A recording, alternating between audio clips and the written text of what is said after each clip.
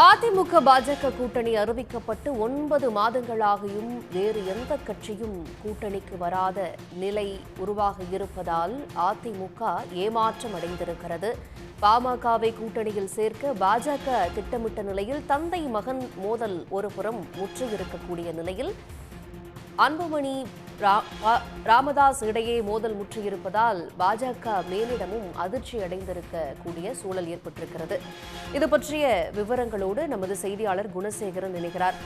குணசேகரன், இன்னைக்கு இந்த பாஜக அதிமுக கூட்டணியில பாஜக ஒரு குறிப்பிடத்தகுந்த இடங்களை கேட்டு பெறும் என்று எதிர்பார்க்கப்படக்கூடிய சூழல்ல பிரதானமாக எதிர்பார்க்கப்பட்ட எந்த கட்சிகளும் இந்த கூட்டணிக்குள் இணையவில்லை என்கின்ற ஒரு அதிர்ச்சியும் நிலவரத்தை பார்க்கிறோம். இந்த சூழல்ல இந்த பேச்சுவார்த்தைகள்லாம் எப்படி நடக்கும்?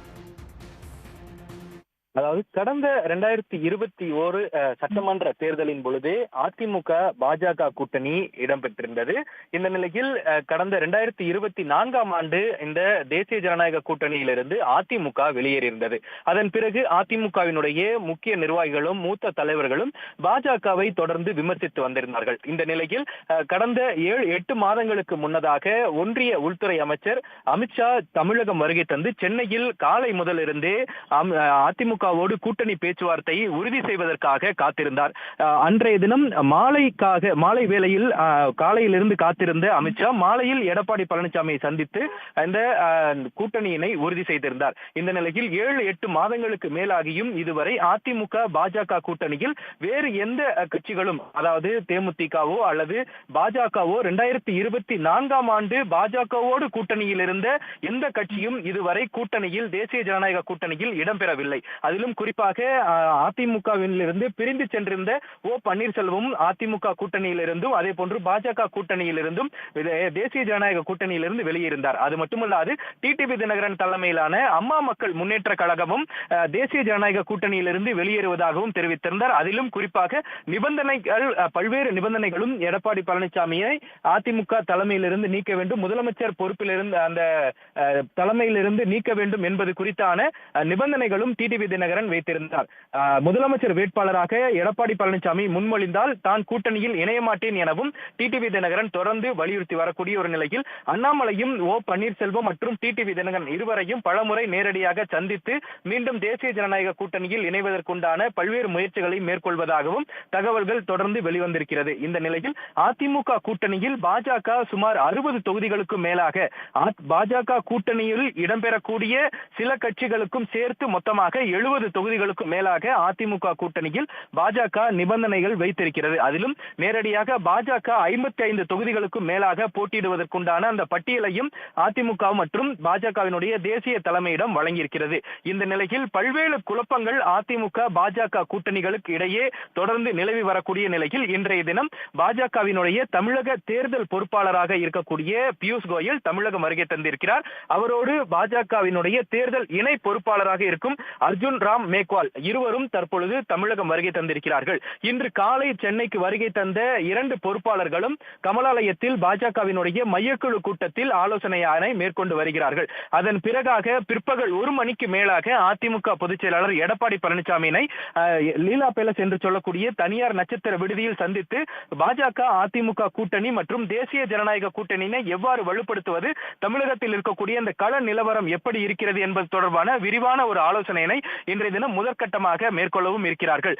இந்த தேசிய ஜனநாயக கூட்டணியில் பல்வேறு கட்சிகளை இணைப்பதற்குண்டான அந்த வேலைகளும் தொடர்ந்து எவ்வாறு மேற்கொள்ள வேண்டும் என்பதும் இன்றைய தினம் ஆலோசிக்கப்பட இருக்கிறது. அதிலும் குறிப்பாக இன்றைய தினம் தேசிய ஜனநாயக கூட்டணியிலிருந்து வெளிவந்த பிறகாக ஓ பன்னீர்செல்வம் தனது முக்கிய அரசியல் நிலைப்பாட்டை இன்றைய தினம் எடுக்க இருப்பதாகவும் அது குறித்தான ஒரு ஆலோசனை கூட்டம் இன்று மாலை அவர் வைத்திருக்கிறார். அவரோடு ஆதரவாளர்கள் மற்றும் அவருடைய இருக்கக்கூடிய அந்த நிர்வாகிகளுடன் ஆலோசனை மேற்கொண்ட பிறகு இன்றைய தினம் தனது அரசியல் நிலைப்பாடு தேசிய ஜனநாயக கூட்டணியில் இடம்பெறலாமா வேண்டாமா என்ற முக்கியமான ஒரு ஆலோசனை இன்றைய தினம் அவர் மேற்கொண்டு முக்கிய முடிவுகளையும் இன்றைய தினம் மேற்கொள்ள இருக்கிறார். அதுவும் முக்கியத்துவம் வாய்ந்ததாக பார்க்கப்பட இருக்கிறது.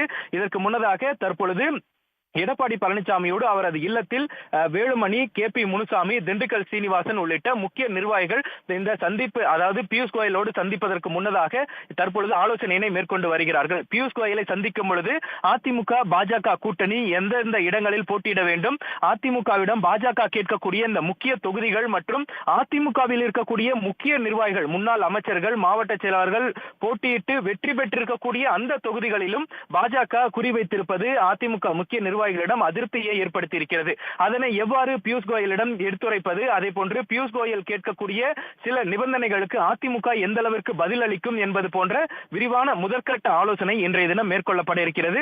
பல்வேறு குழப்பங்களுக்கு மத்தியில் அதிமுக பாஜக இடையே இதுவரை சமரச ஒப்பந்தம் இதுவரை ஏற்படாத ஒரு நிலையிலும் கூட்டணி உறுதி செய்யப்பட்டிருக்கிறது. இந்த கூட்டணியில் ஓ பன்னீர்செல்வம், TTV தினகரன் மற்றும் பிற கட்சிகள் யாரேனும் சேர்க்கப்படுவார்களா, எப்பொழுது சேர்வார்கள் என்ற ஒரு மிகப்பெரிய ஒரு கேள்வி தொடர்ந்து இருந்து வரக்கூடிய ஒரு நிலையில் இன்றைய தினம் முதற்கட்ட பேச்சுவார்த்தையினை அதிமுக பாஜக அந்த தலைவர்கள் இன்றைய தினம் மேற்கொள்ள இருக்கிறார்கள். இதற்கு பிறகாக இன்னும் சரியாக ஒரு 2 முதல் 3 மாதங்களுக்குள்ளாகத்தான் தேர்தல் நடைபெற இருக்கிறது. இந்த நிலையில் இந்த 2 மாதங்களுக்குள்ளாக NDA கூட்டணியினை எவ்வாறு வலுப்படுத்துவது என்பது மிகப்பெரிய ஒரு கேள்வியாகத்தான் இருந்து வருகிறது. அதிமுக கூட்டணியில் பாஜக அதிக இடங்களை கேட்பதும் அதிமுகவில் இருக்கக்கூடிய அந்த முக்கிய தலைவர்களுக்கு ஒரு குழப்பத்தையும் அதே போன்று ஒரு அதிர்ச்சியும் இருந்து வருகிறது.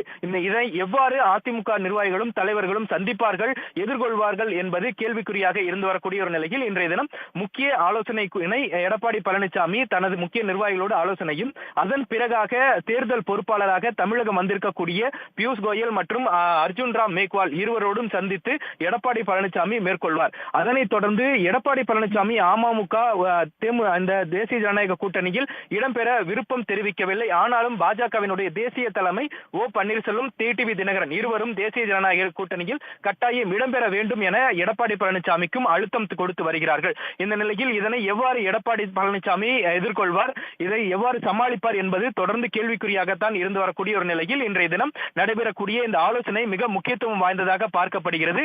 எடப்பாடி பழனிசாமி இன்றைய தினம் பியூஷ் கோயலை சந்தித்த பிறகு சொல்லக்கூடிய அந்த பதிலின் அடிப்படையில் ஓ பன்னீர்செல்வம் தனது நிலைப்பாட்டினை இன்றைய தினம் எடுக்க இருப்பதும் குறிப்பிடத்தக்கது.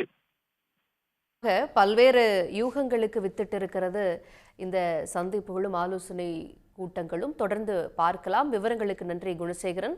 உடனுக்குடன் செய்திகளை தெரிந்து கொள்ள சன் நியூஸ் பெல் ஐகானை கிளிக் பண்ணுங்க.